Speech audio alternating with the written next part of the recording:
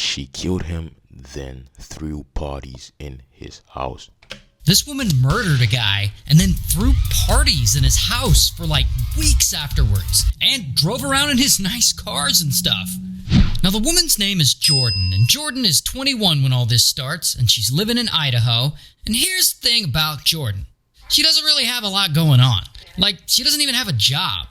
But she really wants to experience a rich lifestyle. Like, she wants multiple cars and lots of money and things that wealthy people apparently enjoy. And she's willing to do just about anything to get that. These are the most dangerous type of people. These are the most dangerous type of people, bro. They would slime you without even thinking about it, bro. Like, I feel like I know someone who's like this, bro. I had a friend who's like this, bro. This nigga would do anything for the money, bro.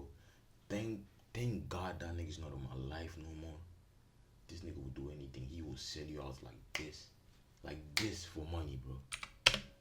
So one day in 2012, she's out walking her dog and she comes across this man, Brian. Brian is 49 and the dude is rich. He owns a local car business and a few rental properties, and he owns multiple cars and Hummers and Porsches and BMWs and even a boat. And he also lives in a really nice, expensive waterfront house. So he's making a couple $1 million a year. So he's doing well for himself.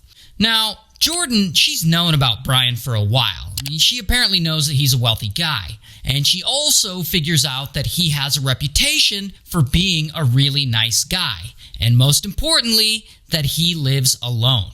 So to Jordan, this looks like the perfect person to take advantage of. So she comes up with a plan. She's gonna gain his sympathy and convince him to let her stay with him. That way, she can finally have access to the lifestyle that she really wants. So Jordan puts this plan into motion. One day, allegedly, she gets into some kind of domestic dispute with her boyfriend, and afterwards, she runs over to Brian's house and knocks on his door. Once Brian answers it, he sees Jordan all shaken up and terrified, and she starts telling him a story that might be made up, but the story is that her abusive boyfriend beat her and threw her out of the house. And Brian, he feels bad for her. I mean, he doesn't know what to do. See, I always tell people this, bro. See, like, I feel like sometimes, bro, if you gotta think, like, if I was in this situation, would niggas help me? Maybe I'm too traumatized, bro. Niggas left me for dead, like, a couple of times, but, like, bro, there's no way you should be trusting random people, bro. No fucking way, bro. Nigga, if I trusted random people, nigga, I wouldn't be here right now, bro. You know the number of times niggas tried to get me gone, bro, back in Africa. You know the number of times niggas tried to go fucking cut my head, nigga. Man, you gotta stop trusting random people, bro. So he calls the police. Later, police arrive to investigate, and they question Jordan about what happened with her boyfriend. And at some point during all this, Brian discovers that Jordan now doesn't have a place to stay. So he offers to let her stay in his house temporarily, I guess until she finds another place. And Jordan's like, sweet, because, you know, her plan worked. So she moves in, and a few days go by. Do you think if it was a nigga, he would let like him in? If it was a nigga, do you think Brian would let him in? And Jordan is still living there. So eventually, she and Brian come to an agreement. Jordan can stay in his house, and she'll live as a roommate, and she'll pay rent. However, you make millions a year, she gotta pay rent? Damn, bro. It's not entirely clear that Jordan ever actually plans to pay anything, or if she ever even does pay anything. And Brian, he doesn't seem to be the kind of guy who would make her. And so a little time goes by. And one day, Jordan, she's at Brian's place messing around on Facebook, and that is when she comes across someone from her past. This guy, Burke. And Burke and Jordan, they used to go to grade school together, and they were friends, I guess, and she used to have a crush on him. So she hits him up, and they start reconnecting. Here's the thing, though. Back in the day, Jordan liked Burke, but he rejected her. I guess because they came from completely different worlds. Burke grew up wealthy while Jordan grew up poor, so I guess that really wasn't working for him at that age. So the two of them never really got together. But now, years later, Jordan still doesn't have a lot of money, and she doesn't want Burke to see her that way. So she lies to him, She tells him her life has completely changed and that she's worked her way up and she's now a loan officer at some bank making really good money. She also claims that she owns this nice expensive waterfront house. And Burke believes her. He's impressed. So he asks her to hang out. And So that nigga didn't want you because he was broke, and now he wants you because you're rich. Dumbass, bro. Why the fuck? for long, these two start dating. But because she's lying to him, pretty quickly things start to get complicated for Jordan. Like most of the time when they hang out, they do it at Burke's apartment. And eventually, Burke starts asking to see this nice expensive waterfront house that she claims to own. And of course, every time he brings it up, Jordan comes up with some bullshit excuse, like she claims her mother is going through chemotherapy and that she doesn't want him to see her mother like that. And I don't know, nonsense like that.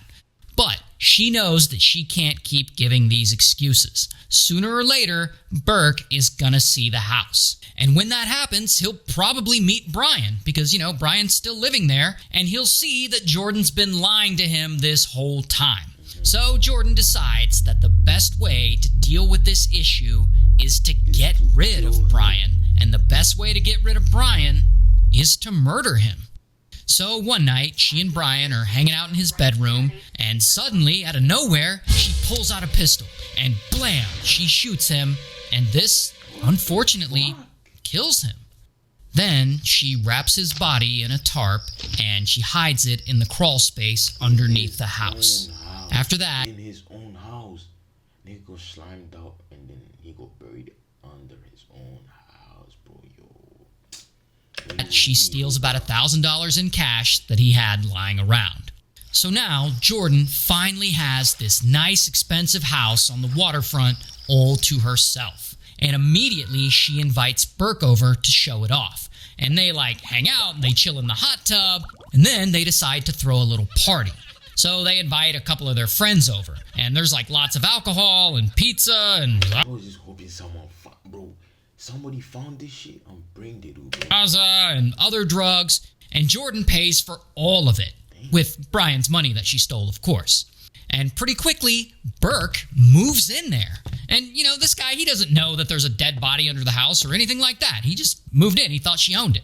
Also, these guys don't just throw one party. Jordan just keeps throwing more and more and more of them. Somebody's gonna find a body for sure, bro. You throwing bodies and you don't even get at least throw the body in the fucking river or something, dude. And she continues inviting lots of people over to the house. And she's driving all of Brian's nice cars around town too, like she owns them.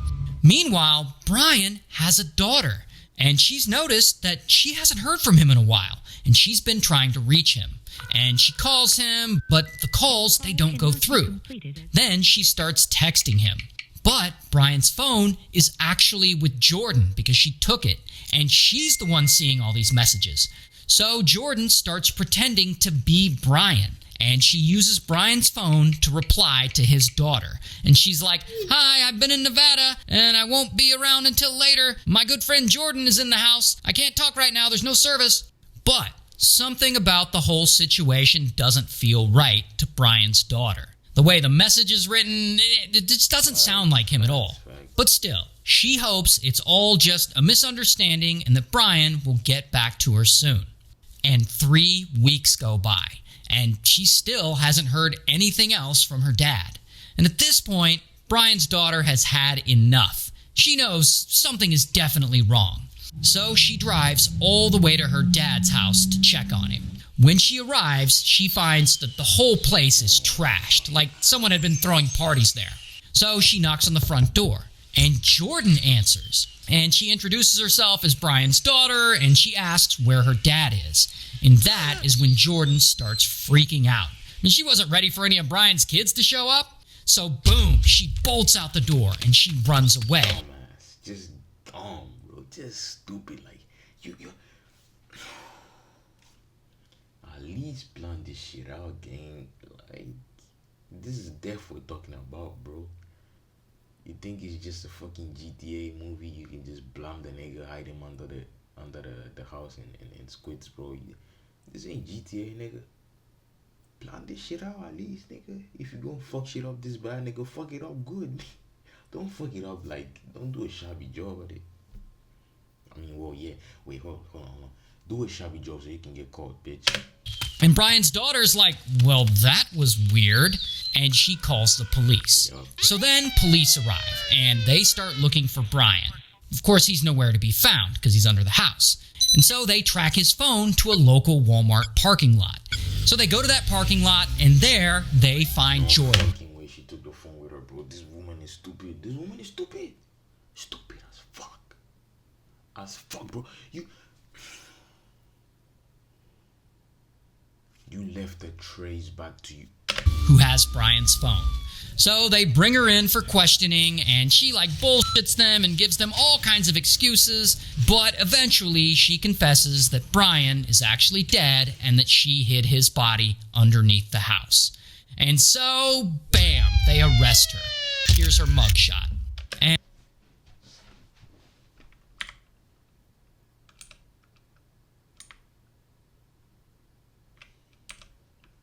And ultimately, she takes a plea deal and she gets sentenced to life. Stupid ass one, bro. Hey, bro, that's gonna be the video, bro. I hope y'all niggas enjoy this shit, bro. And